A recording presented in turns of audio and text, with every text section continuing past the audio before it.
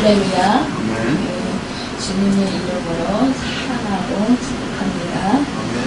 오늘 말씀의 제목은 생명의 부활, 또 심판의 부활에 대해서 말씀 제목으로 전하겠습니다. 이 사람들에게는 쉽게 바꿀 수 없는 고정관념이 가지고 있는데요. 오늘 보면은 그 유대인들은 예수님이 자신을 하나님과 동등한 이치에 두려워했다고 생각했기 때문에 예수님을 죽이려고 하는 것을 보게 됩니다. 유대인들은 예수님을 한 인간의 아들로 태어난 한 사람일 뿐이지 하나님일 거라고는 결코 생각지 않는다라는 거죠. 전능하신 하나님이 어찌 한 인간에게서 하잘것없는 출신으로 태어날 수 있는가 하는 거예요. 참으로 이렇게 그 유대인들은 그 고정관념의 틀에 빠져 있던 것을 볼 수가 있습니다. 전혀 새로운 생각을 하려고 하지 않고 또 이들에게는 구약에서부터 계속 선지자들을 통해서 메시아가 이제 탄생하실 것을 그 말씀을 선포했고 또한 그들은 기다리고 있었습니다. 그럼에도 불구하고 전혀 이 예수 그리스도께서 메시아가 될 것이다, 구세주가 될 것이다, 자기들이 그렇게 기다리던, 오랫동안 기다리던 그 메시아다라는 생각을 전혀 하지 않는 거예요. 그저 시골 촌뜨기, 그저 목수의 아들, 이렇게 생각을 했다라는 거죠. 우리가 이사야서 53장에 보면은 그는 영원한 승 같고 그는 그 모양도 풍채도 없고 또 보잘것없다고 했습니다. 강고를 많이 겪었다고 했습니다. 사람들이 그를 볼 때에 정말 질고를 많이 겪은 사람이라고 생각을 했습니다. 그렇게 예수님이 그 생긴 모양이 너무 연약해 보였다라는 것을 볼 수가 있습니다. 우리가 성화를 보면은 예수님이 정말 멋지고 잘생기고 건강해 보이고 이렇게 성화를 그려기도 하고 또 이렇게 배우를 써서 정말 이렇게 그려놨는데 그러나 우리 예수님은 그리하지 않으셨다라는 거예요. 정말 제가 이제 예전에 그 꿈에서 그 예수님이라고 하면서 보여주는데 까무잡잡하시고 키도 작으시고 볼품 없어요.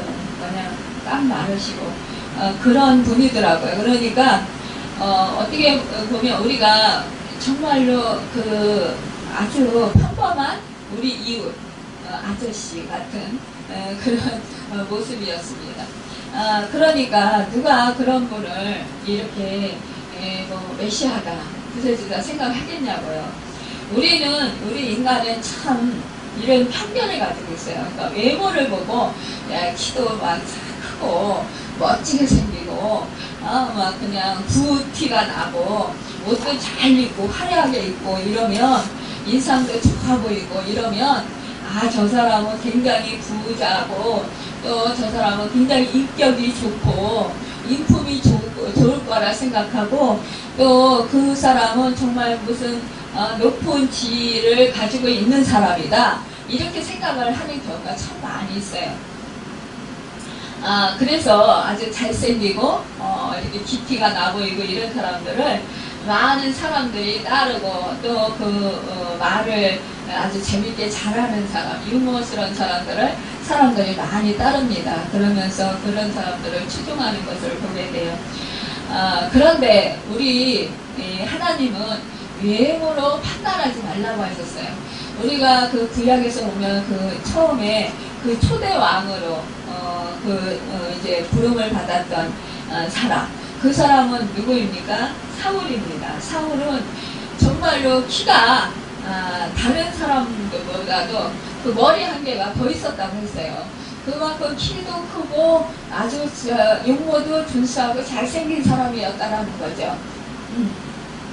그 이스라엘 백성들이 하나님으로 만족하지 못하고 그 이웃 나라의 사람들이 그 왕을 세워가지고 그 왕을 섬기고 그 왕이 통치하는 그런 모습을 보면서 우리에게도 인간의 그 왕을 주십시오 라고 계속 하나님께 그 기도했던 거예요. 그러니까 하나님께서 너희가 이제 그렇게 사람의 왕을 두면 너희를 힘들게 할 거다. 너희에게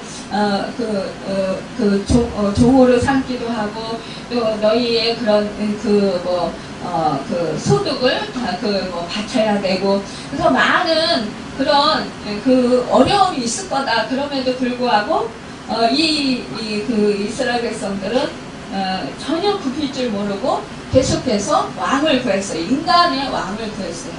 하나님이 정말로 전능하신 왕임에도 불구하고 이 백성들 행복한 줄 모르고 보이는 왕을 찾았다는 거죠. 그런데 정말 그 보이는 왕을 이들에게 보내주셨습니다.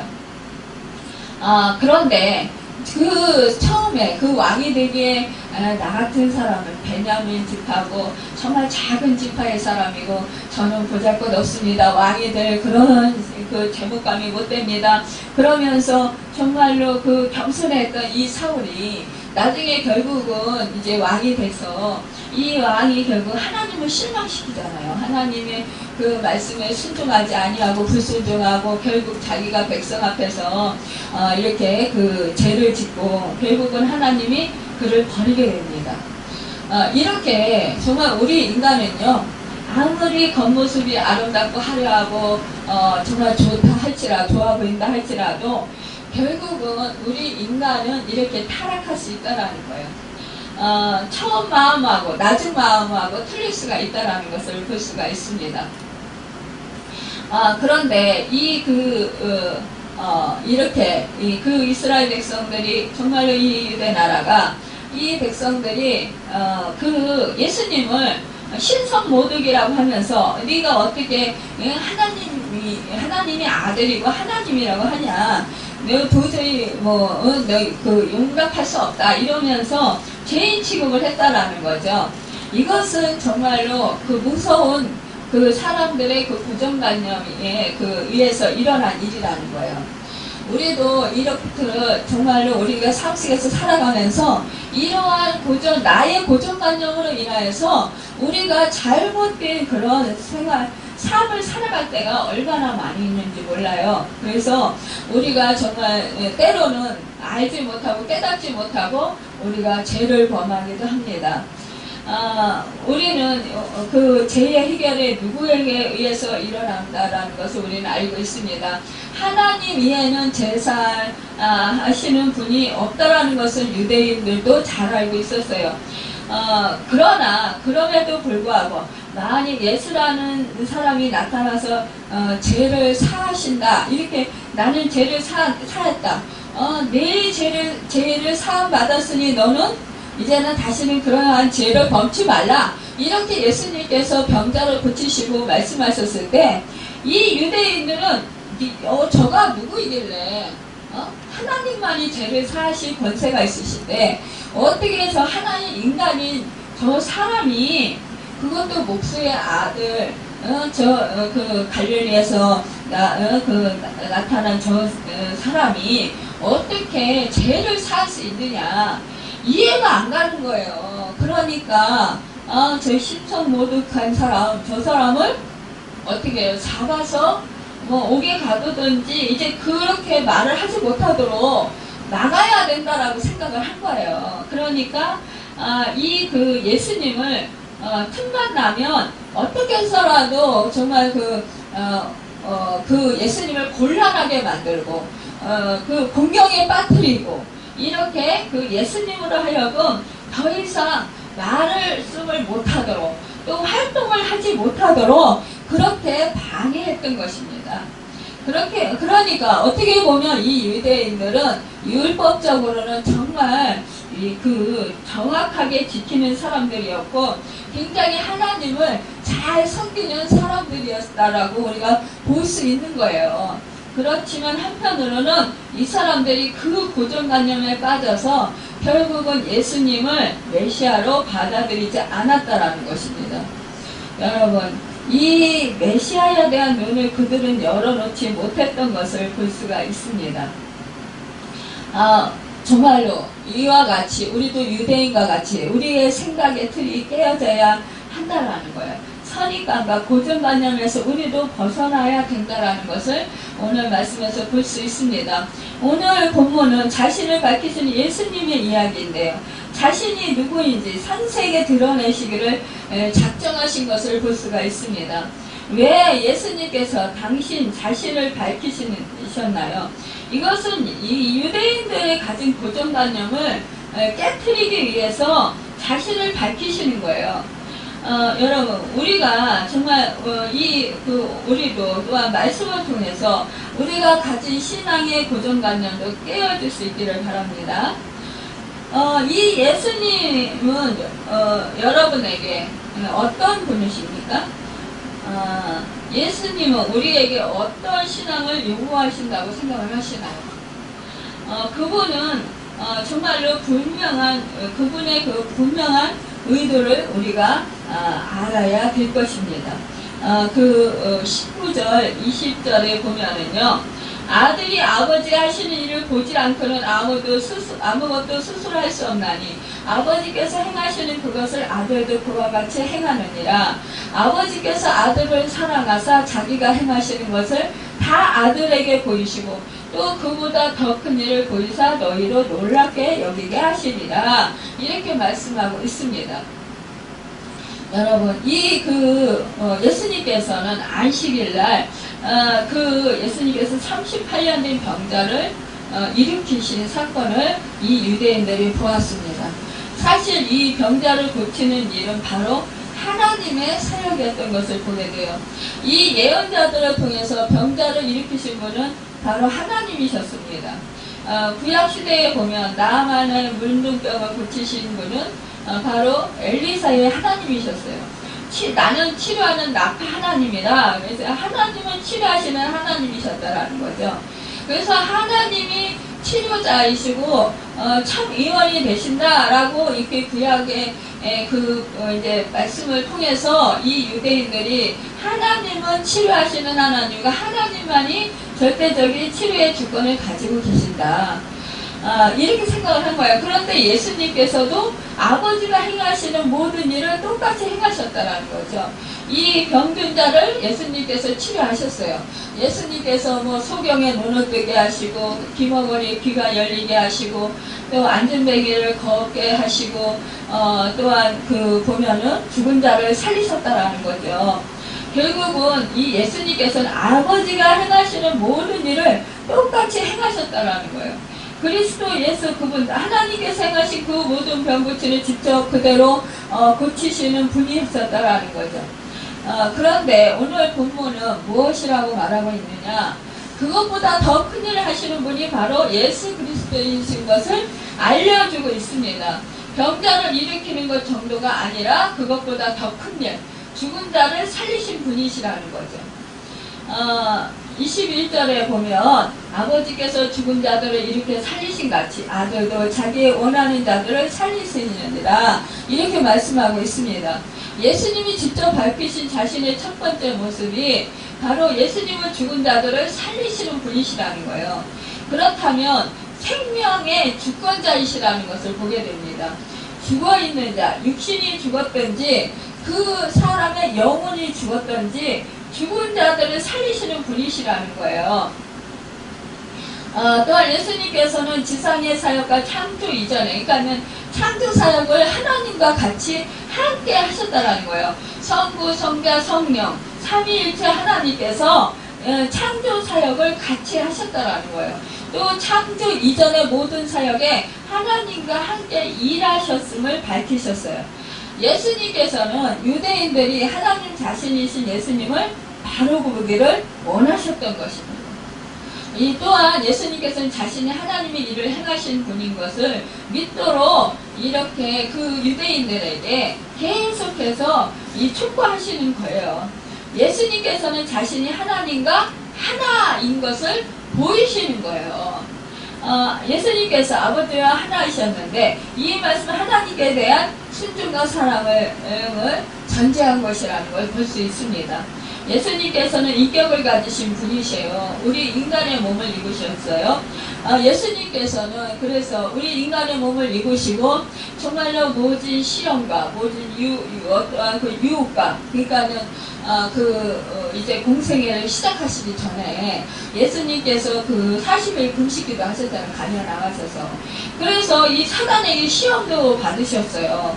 그랬지. 또한 우리 예수님께서는 우리 일반 사람들보다 더 큰 고난과 고통을 당하셨어요.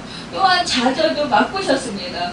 우리 예수님께서는 정말 어려서부터 이제 아버지 요셉, 목사 아버지 요셉을 잃고 어려서부터 부모, 어머니와 동생들을 생계를 책임져야 하는 그런 가장의 역할을 또 감당했습니다.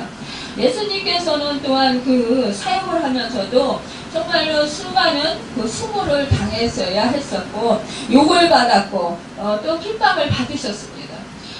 우리가 잘 알다시피 우리 예수님께서는 정말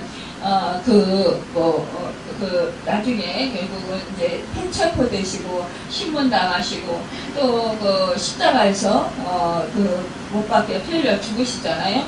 이러한 고통을 정말 우리 다 당하신 분이 바로 예수님이라는 거예요. 그러나 이제 이 예수님께서는요, 당신의 뜻대로 하지 아니하시고 하나님의 뜻대로 이 아버지의 뜻대로 순복하고 순종하며 복종하는 그런 삶을 사셨다라는 거예요. 절대적으로 이 예수님께서는 항상 하나님께 순종했습니다. 또한 이 순종은 늘 사랑의 하나님을 신뢰했던 것을 근거로 삼고 있었던 것을 볼 수가 있어요. 이 예수님께서는 자신이 생명과 심판을 주관하시는 분이심을 말씀하고 있습니다. 예수님께서 하나님이 아들의 뜻대로 생명을 주셨고 또한 아들로 하여금 아버지 되신 사람들을 심판케 하셨다고 말씀하고 있습니다. 이 유대인들은 생명을 주시는 분은 오직 하나님 한 분을 알고 있는데 오늘 본문 말씀 선한 일을 한 사람은 생명의 부활로 악한 일을 한 사람은 심판의 부활로라는 말씀이 있다라는 거죠. 그러니까 사람들이 또 오해를 해요. 내가 선행을 하고 착한 일을 해야지 생명의 부활을 얻는 것이지 내가 무슨 악한 일을 하면 무슨 말하자면 생명의 부활을 얻을 수 있냐 이렇게 생각을 한다라는 거예요. 여러분 참으로 우리가요 참 자신이 의롭게 생각하는 사람 참 많이 있어요. 그러니까는 우리가 참 이게 죄를 짓고 살면서도요 우리 자신에 대해서 너무 몰라요. 우리 자신이요 나는 내 자신에 대해서 너무 잘 알아 이렇게 생각을 해요. 누가 나만큼 나 자신을 알겠나 이렇게 생각을 해요. 근데 내가 진짜 인격적인 하나님을 만나고 성령 충만함을 받고 나면은요 내가 내 자신에 대해서 너무 몰랐구나 무지했었구나 이런 것을 깨달아 알아요. 왜냐 그동안에 내 자신 스스로가 나가 속고 있었어요. 속고 살아온 거예요. 많은 사람들이 선한 일을 행하고 많은 사람들이 남에게 해코지 안 하고 정말 남을 잘 섬기고 특히 이제 사람들에게 착하다는 소리 듣고 당신은 법 없이도 살아요 이런 소리 듣는 사람들은 대부분 나는 죄를 안 지었어요. 나는 정말 선한 일을 많이 했어요. 죄와는 거리가 멀어요. 이렇게 생각을 한단 말이에요. 그런데 나는 죄가 없다라고 생각하는 사람이 많아요. 그런데요, 사실상 그런 사람일수록 어떻게 보면 그 속에 부패한 것이 더 심한 것을 볼 수가 있어요. 왜냐? 가식적으로 자기 자신이 의롭다고 생각하고 위장해서 살고 있는 경우가 많이 있다라는 거예요. 그런데 여러분 내가 의로운 것 같지만 사실상 내가 인격적인 하나님을 만나고 나면 내가 얼마나 부패했고 내가 얼마나 가증스럽고 얼마나 더럽고 정말 얼마나 이기적이고 욕심도 많고 얼마나 정말 죄가 많았는지 이 죄들이요 얼마나 많이 있는지 세어도요 다 셀 수 없어요. 그래서 그것을 깨닫고 나 같은 죄인 살리신 정말 주님의 은혜 놀랍고 감사합니다. 이러면서 눈물을 흘리면서 통곡하는 거예요. 그러면서 내 자신을 그때서야 바로 보게 돼요. 그러니까 영안이 열리면 내 자신에 대해서 먼저 깨달아 알게 돼요. 그리고 우리가 보면은 야, 예수를 믿어도 적당히 믿어야지. 너무 빠지면 정신이상자 된다. 너 무다같이 그렇게 될래? 막 이렇게 생각하는 사람들도 있어요. 그런데 사실상 그게 아니에요. 성령이 충만하면 오히려 내 자신을 올바로 똑바로 보고요. 정신이 오히려 더 정확하게 내 자신을 보고 또 더 정신이 뭐라 그럴까요? 그동안 내가 살아왔었던 그 어릴 때보다도 더 정신이 맑아요. 그래서 정확해요. 그래서 정말 내가 여기까지 살아온 것이 얼마나 어리숙하게 얼마나 잘못 살아왔나 이런 것을 깨달아 알게 된다라는 것입니다. 그러면서 회개하게 돼요. 내가 참 나는 그동안에 잘 산다고 나 나름대로 정말 열심히 산다고 생각을 했는데 정말 내가 내 스스로가 내 자아에 도취돼가지고 살았구나. 그런 것을 깨달으면서 얼마나 내가 어리석었는가 이것을 깨달으면서 정말 어처구니 없게 생각이 된다라는 거예요. 그러면서 정말 하나님 은혜가 너무나 감사하고 고맙게 생각합니다. 여러분 우리가요 가장 선한 것 우리는 사실상 내 자신에서 의를 찾을 수가 없어요. 내 자신은 의가 하나도 없어요. 부패된 인간이라는 것밖에는 내가 더 깨달을 것이 없다라는 거예요. 내 속에는 정말로 죄로 똘똘 뭉쳐있다라는 것밖에 깨달을 수가 없다라는 거예요. 그런데 여러분 정말로 우리가요 내 속에서 의를 하나도 찾을 수 없다라는 것을 깨달았을 때 예수 그리스도께서 내 죄를 사해 주시고 감당해 주셨다라는 거. 예수 그리스도의 의로만이 내가 정말 의롭게 될 수 있고 하나님의 의로만이 의롭게 될 수 있구나. 이것을 깨달으면서 나 같은 죄인을 정말 이렇게 사랑해 주신 것이 얼마나 감사한가 우리가 감격하지 않을 수 있습니다. 여러분 우리가 선한 일 이것은 무엇입니까? 나를 위하여 십자가에서 죽으신 예수 그리스도를 믿는 것보다 선한 것이 없다라는 거예요. 예수 그리스도의 죽으심과 예수 그리스도의 부활을 믿는 것이 가장 선한 것이다라는 것입니다. 여러분 행위는 나중에 열매로서 되어지는 것인데요. 예수님은 진리시고 생명의 원천이셔요. 그러므로 예수님은 그의 말을 듣고 이해하고 믿고 따르는 자에게 영원한 생명의 길을 얻게 하십니다. 여러분 인간은 영원한 존재입니다. 예수가 부활하고 그분이 부활의 첫 열매가 됐기 때문에 우리가 부활한다라는 것은 영원한 형벌에 처하는 심판의 부활에 대해서 말씀하는 것이 아니라 생명의 부활, 하나님의 나라 안에서 사는 삶을 누리는 것을 말씀하시는 거예요. 여러분 예수 그리스도를 내가 구세주로 영접했을 때 우리는 이제 다시 이제는 그 새 생명을 얻게 된다라는 거예요. 죄사함의 은혜를 받고 구원의 얻고 생명의 부활을 얻게 된다라는 거예요. 그래서 생명의 부활이 여러분 이것을 우리가 믿고 살아가게 된다라는 것입니다. 이 세상에서 현재 살아갈 때에도 우리가 그 생명의 부활을 얻어서 영생을 얻고 살아가는 것이라고 여러분 우리에게 우리 주님을 말씀하고 있는 거예요. 여러분 우리가 부활을 믿습니까? 여러분 우리 기독교는요 십자가와 부활의 종교예요. 그런데 많은 사람들이 정말 그 부활을 믿지 못하는 경우가 참 많이 있습니다. 이 종교개혁의 첫 시발점이 된 마틴 루터는 시대 따로 너무나 많은 어려움에 봉착하고 했다고 해요. 개혁의 작은 불꽃은 여러 가지의 그 방해로 인해서 금방이라도 이제 꺼져버릴 것 같은 그런 상황에 임하게 될 때가 너무나 많았다는 거죠. 왜 안 그렇겠어요? 그렇게 정말로 이 종교개혁을 이루는데 너무나 그 방해가 극심하고 사탄의 역사가 심해서 너무나 이 짓눌리는 일이 많았다라는 거예요. 그래서 마틴 루터는 이게 답답하고 정말 짓눌리고 암담해질 때마다 큰 소리로 이렇게 외쳤다라는 거예요. 살아계시다, 살아계시다, 주님은 살아계시다, 부활하셨다, 이렇게 외쳤다라는 거예요.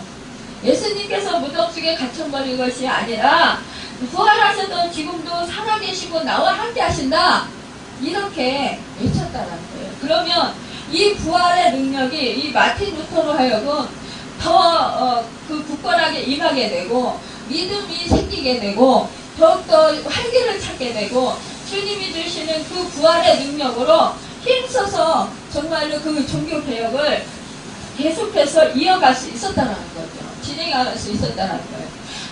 여러분과 저도 사탄이 지속적으로 여러분과 제가 정말로 그 부활의 능력으로 살지 못하도록 계속적으로 우리가 그 주님의 말씀대로 행하면서 살려고 하면, 믿음을 지키고 살아가려고 하면 방해를 해요. 자꾸 절망스러운 생각을 하게 하고 자꾸 환경을 뒤추면서 네가 이러한 환경인데 과연 네가 할 수 있냐, 그러면서 너는 형편없지 않냐, 막 이런 식으로 계속해서 우리를 무너뜨리려고 짓누릅니다. 부정적인 생각들을 줘요. 이럴 때마다 우리는 예수 죽음, 내 죽음, 예수 부활, 내 부활, 이렇게 외쳐야 되는 거예요. 예수님은 살아계시고 지금 성령님께서 나와 함께하고 계시고 지금 나는 그 부활의 생명으로 영원히 살아가는 거예요. 내 생명은 이미 십자가에서 죽었지만 이제 다시 부활의 능력으로, 주님의 능력으로 살아가는 것입니다. 여러분, 21절에 나타난 죽은 자는 영적인 죽음을 말하는 건가 아니면 육체적인 죽음이냐? 오늘 본문 24절, 27절을 보시면 이 죽음은 영적이라는 거예요. 영원한 생명에 관한 이야기인데, 그러나 본문 28절, 29절을 보시면 육체적인 죽음도 함께 말하고 있어요. 무덤 속에 있는 자들이 다 주님의 음성을 듣고 일어나게 될 것인 것을 말씀하고 있기 때문입니다. 여러분, 우리는요, 참 우리의 그 육체적인 삶도 이제 그 살아나 만족을 누려야 하는 거예요. 또한 우리의 영원한 삶에 대한 보장도 있어야 하는 것입니다. 이 땅에서의 삶도 아름답게 살아야 할 필요가 우리에게 있다는 거예요. 뿐만 아니라 이것보다 더 훨씬 더 중요한 영원한 연결된 영생의 문제가 우리에게 해결되어야 한다는 거죠. 아무도 죽음의 문제는 해결할 수 없어요. 아무리 이 세상에서 권세가 높고 정말 세계를 제패하는 그런 사람이라 할지라도 죽음의 문제 앞에서는 누구도 힘이 없습니다. 누구도 그냥 연수가 닿으면 죽어야 되는 거예요. 여러분, 육체적인 죽음이든 영적인 죽음이든 죽음의 문제에 대해서 해답을 던져준 사람은 아무도 없다라는 거예요. 그 어느 누구도 죽음을 이길 수 있는 빛을 던져준 사람이 없다라는 거죠. 우리 인간들은요, 죽음과 사망의 권세에 대해서만은 어떻게 할 수 없는 무기력한 사람들이라는 거예요. 아무도 사망을 이길 힘을 갖고 있지 못하다라는 것입니다. 어느 누구도요. 또한 우리가요, 사실상 나사로도 주님이 죽은 지 나흘 만에 살리셨어요. 또 가부의 아들도 우리 주님이 살리셨습니다. 또 해당자 야이로의 딸도 살리셨어요. 그런데 이들이 영원히 죽지 않았습니까? 아니에요. 또 죽었어요. 육신은 죽었어요. 그런데 이들이 예수 그리스도를 믿어서 영원한 그 영적인 생명을 얻었다라는 거예요. 그렇다면 몸은 죽었다 할지라도 그 영혼은 다시 살아요. 또한 우리 예수님과 같은, 이제 예수님께서 천사장의 나팔소리와 함께 공중 재림하실 때 이때 죽은 자들이 먼저 주님과 같은 몸을 입고 일어선다라는 거예요. 그래서 주님의 신부가 되어서 주님을 맞이해요. 이 땅의 지상에서 예수를 믿는 사람들, 선택받은 사람들이 또 여러분 또 예수님을 맞이합니다. 여러분 또 그런데 이제 대환란 때에 이때에 마지막 남은 사람들, 그 사람들은 이제 그 심한 고난이 임하는 거예요. 그때 이 고난이 임할 때 그때 끝까지 견디는 자, 믿음을 견디는 자가 그때 이제 구원을 얻는 거예요. 이게 어려운 거예요, 이게요. 그래서 우리 믿음의 사람들은 오히려 빨리 정말 육신이 죽어가지고 차라리 주님이 공중대림하실 때 그때 죽음의 무덤 속에서 먼저 일어나서 주님을 맞이하니까 아예 고통 없이 맞이하잖아요. 그러니까 그러기를 바란다라고 말씀하시는 것도 있어요. 대환란 때 그 마지막에 나와. 그러니까 지금 우리가 이렇게 믿음 생활 어영부영 해서는 안 된다라는 거예요. 우리가 믿음 생활을 진짜 잘해야 된다라는 거예요. 그래서 어느 불시에 정말 우리 주님이 공중대림 하신다. 그러면 내가 믿음이 좋으면 그냥 들려 올라갈 거 아니에요. 그건 고통 없이 들려 올라갈 거 아니에요. 근데 내가 믿음이 아이고 끊어질랑 말락해요. 그러면 어때요? 이거 대환란 겪어야 되는 거예요. 아직 데려갈 수 없는 거예요, 여러분. 그럼 내 믿음이 그 고난 속에서 그 대환란을 겪으면서 정말 그러면서 견뎌야 되는 거예요. 믿음을 붙들고 견뎌야 나중에 이제 주님을 이제 만날 수 있는 거예요. 여러분, 우리는요, 그래서 믿음 생활 어영부영해서는 안 돼요. 그런데 대부분 많은 사람들이 예수님 오실 날이 아직 멀었어. 그러니까 그냥 적당히 지금 믿음 생활 하다가 이제 내가 이제 육신의 몸을 벗을 때 주님이 오라고 하실 때쯤 되면 그때 가서 믿음 생활 잘하다 가면 돼. 이렇게 생각을 한다는 거예요. 근데 오늘 갈지 내일 갈지 그걸 어떻게 하냐고요. 우리가 그건 모르는 거예요. 그러니까 우리는 정말 슬기로운 다섯 처녀같이 여러분 우리는 정말로 열심히 정말로 기름을 준비해야 된다라는 사실입니다. 여러분 우리가 정말 늘 깨어 있어야 돼요. 그래서 말씀으로 깨어 있고 말씀에 순종하고 행하며 믿음으로 굳건히 세워져 있어야 된다라는 것입니다. 여러분 또한 우리가 기도로 무장하지 아니하면 우리는 사탄에게 속아서 넘어질 수 있다라는 거예요. 믿음에서 떨어질 수 있다라는 거예요. 내가 지금 아주 믿음이 좋다고 해서 매일 믿음이 계속적으로 좋다라고 보장할 수 없어요. 여러분 우리는 끝난 것이 아니에요.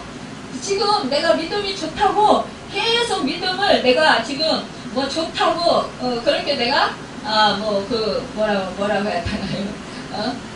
믿을 수가 없다고 하는 거예요. 사실상 우리는 달려갈 길을 향방 없이 간다고 그랬어요. 우리는 정말로 예수님을 만나는 그날까지 우리는 힘써서 이 영적인 싸움을 하면서 힘써서 나가야 되는 거예요. 생명을 지키기 위해서 정말로 우리가 영생을 얻기 위해서 고분분투를 해야 되는 거예요. 그렇게 정말 믿음 생활을 철저히 잘할 때 우리는 정말로 승리의 결과를 부를 수 있는 것입니다. 여러분 우리가 정말로 예수 그리스도 우리를 살리실 수 있는 분이에요. 오직 예수 그리스도는 정말 우리뿐만 아니라 누구라도 죽음 가운데서 건져내셔서 생명을 주실 수 있는 하나님이시라는 것입니다.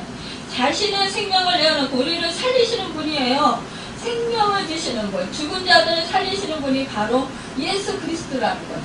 여러분 그렇기 때문에 그리스도는 말미암아 영원한 생명을 얻은 우리는 이렇게 우리가 선포할 수 있습니다.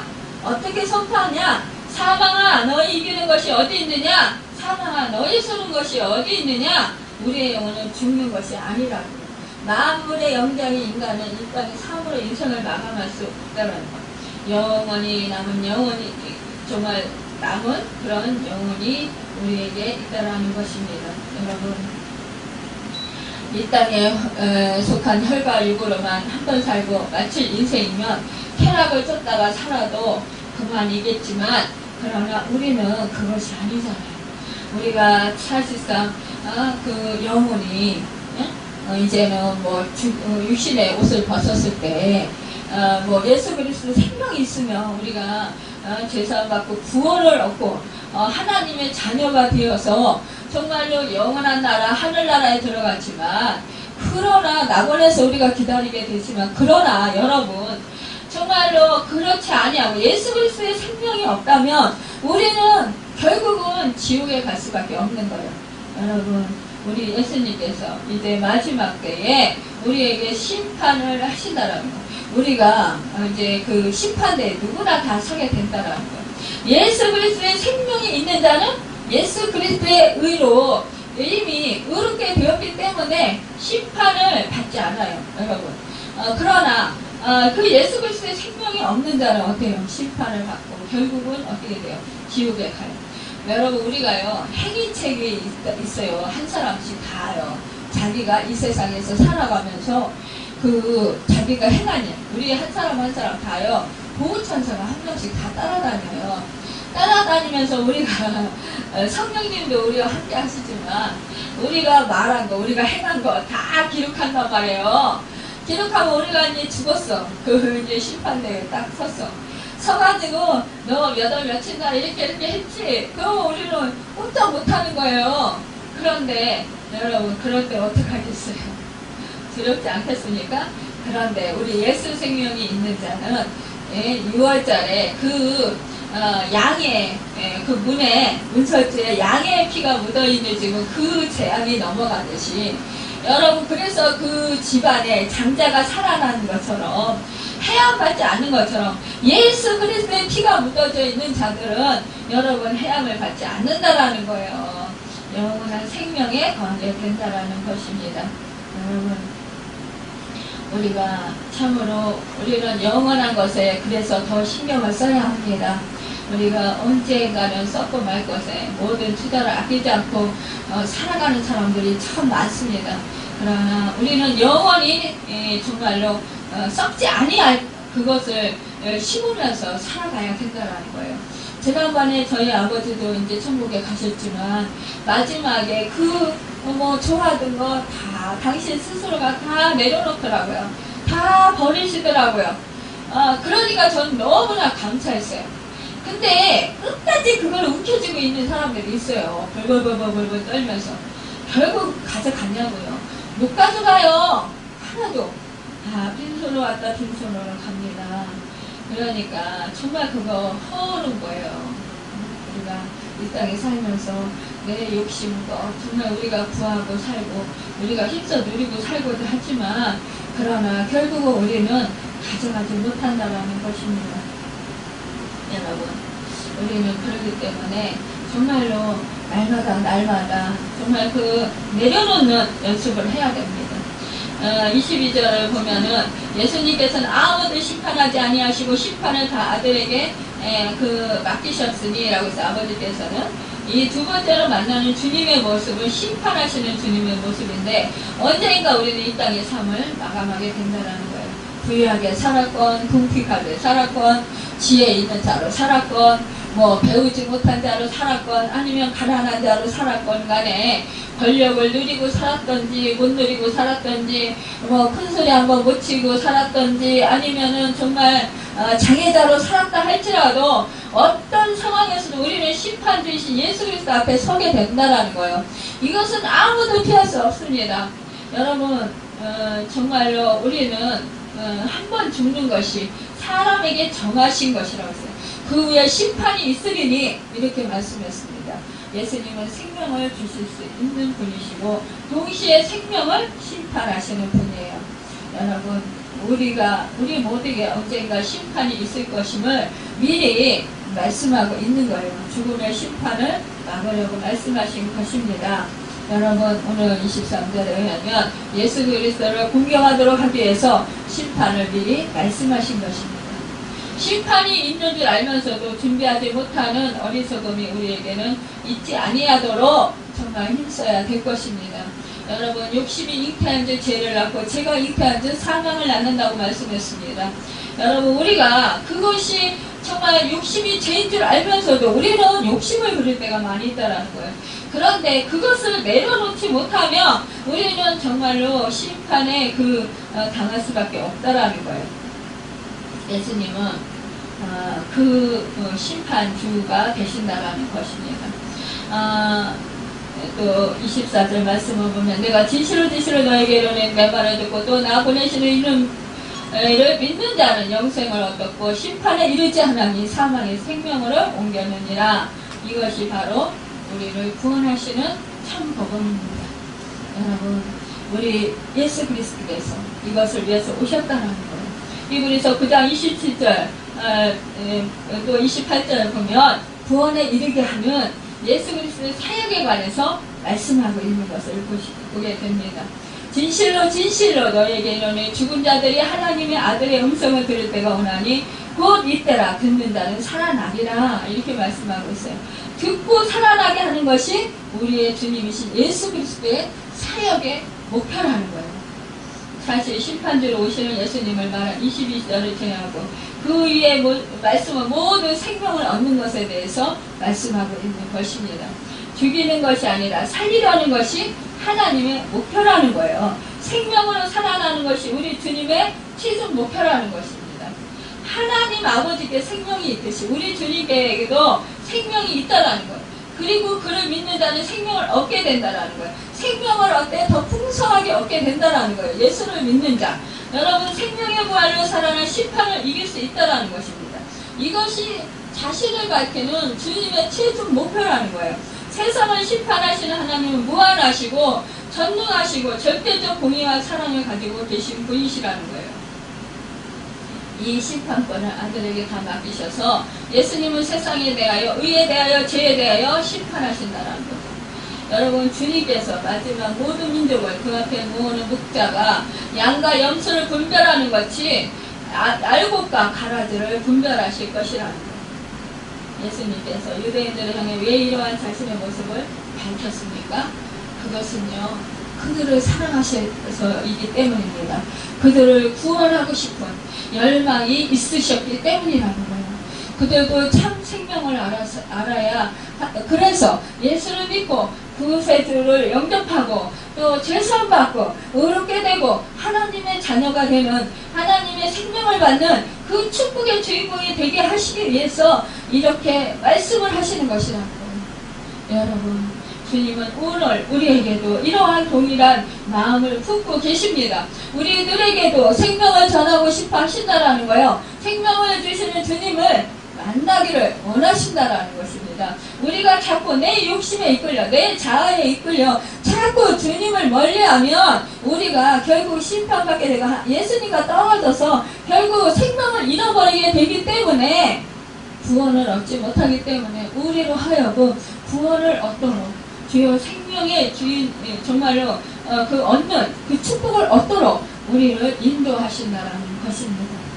여러분, 우리는 어떠한 상황 속에서도 정말로 영원히 사는 생명보다 더 소중한 것이 없다는 사실을 확신하고 또 믿음으로 우리가 날마다 정말로 그 심판주이신 예수 그리스도를 더욱더 믿고 또 그분 안에서 우리가 생활하길 바랍니다. 여러분, 영생의 생명을 얻은 우리로서는 정말로 날마다 기쁨으로 그 주 예수 그리스도 안에서 그 생명의 부활이신 우리 주님을 찬양하면서 우리가 날마다 하나님께 영광 돌리며 믿음으로 승리하며 살아가길 바랍니다. 어떠한 환난과 어떠한 고난과 어떠한 고통이 여러분, 어떠한 정말 이해되지 않는 사건들이 여러분 앞에 있다 할지라도 여러분 주눅들지 마시고, 그것 때문에 내가 예수 믿는 것을 포기하거나 또 떠나가시지 마시고, 더 그럴할수록 주님을 더 의지하시고 생명이신 나를 살리시고 나를 더욱더 살게 하시고 영원한 생명을 주시기를 원하시고 도우시기를 원하시는 그분을 의지하시고 그분을 찾으셔서 여러분 날마다 생명을 얻되 더 풍성히 얻으며 영혼이 자들같이 범사가 잘 되고 강건해지는 축복을 얻고 영원한 영생 복락을 누릴 수 있는 그 은혜가 있기를 예수님의 이름으로 축원합니다. 기도하겠습니다.